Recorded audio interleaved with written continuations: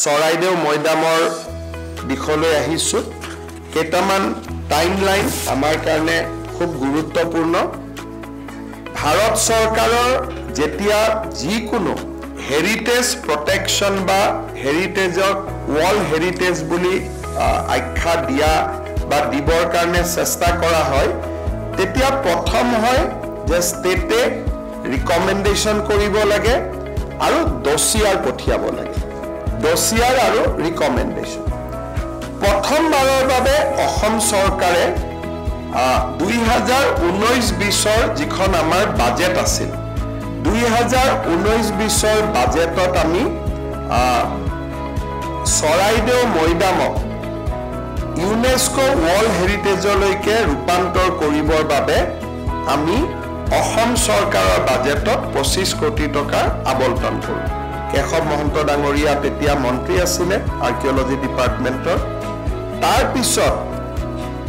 2023 চনৰ 24 জানুৱাৰী 2023 24 জানুৱাৰীত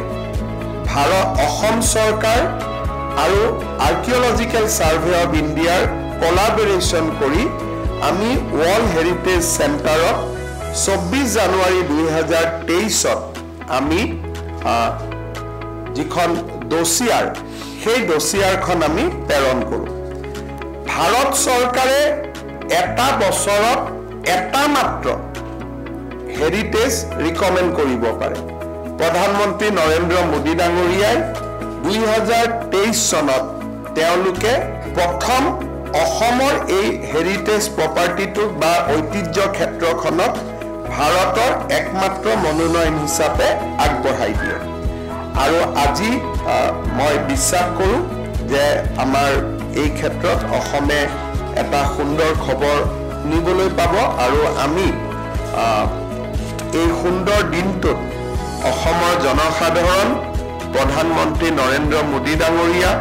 আৰু এই গোটেই প্ৰচেষ্টাৰ লগত জড়িত সকলোকে আমি ধন্যবাদ আৰু অভিনন্দন জনাম